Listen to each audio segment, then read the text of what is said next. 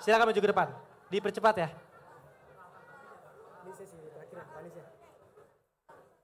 Oke, siap. Lanjut. Jalan.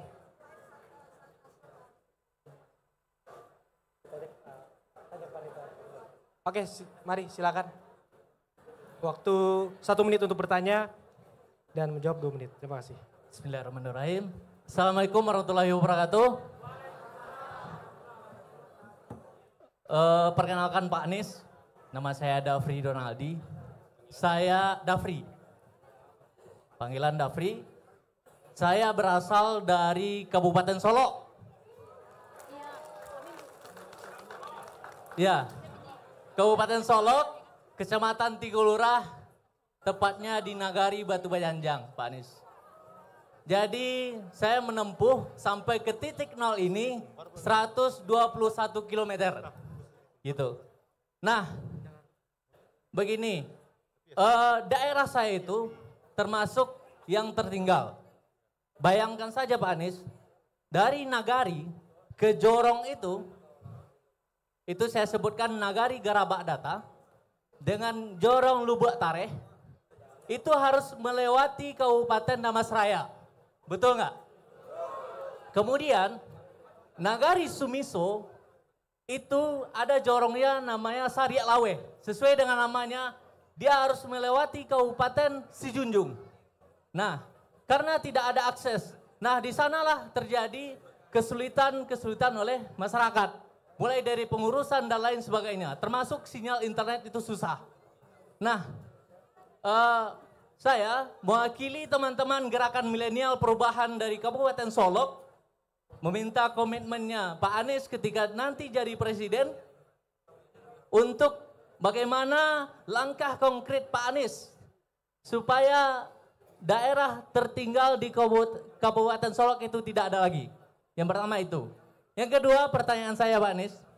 Waktu ya. Jalannya nggak ada. Bahkan dari Nagari ke Jorong itu harus jalan kaki 1 hari. Setengah sampai 1 hari. Makanya orang alternatif lewat Damas Raya.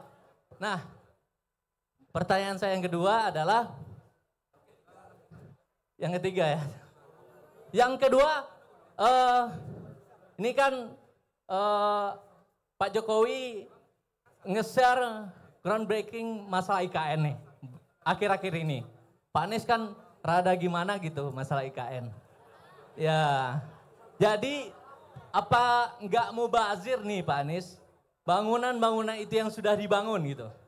Nah, apa solusi yang dari Pak Anies mengenai IKN ini sendiri? Terima kasih.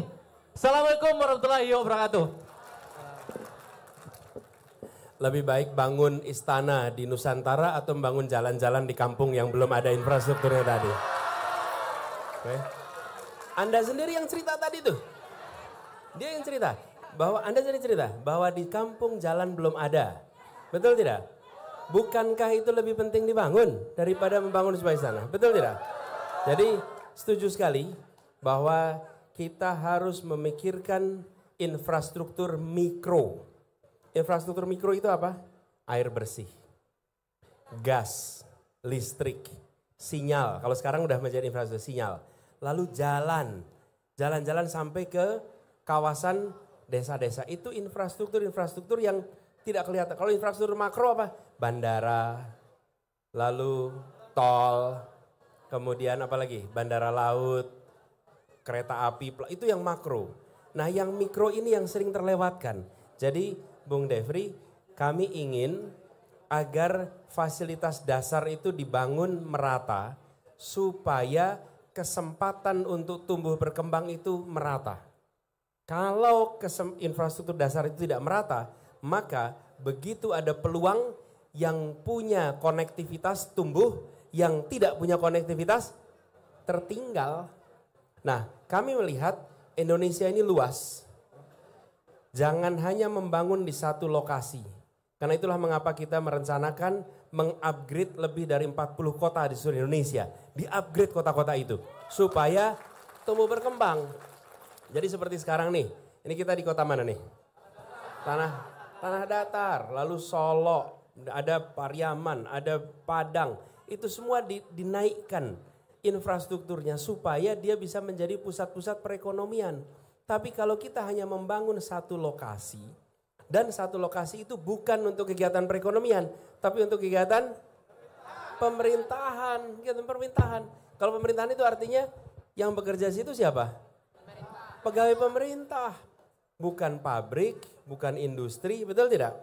Nah, jadi kami ingin anggaran kita yang terbatas itu dipakai untuk membiayai kebutuhan negeri daripada keinginan 1-2 orang.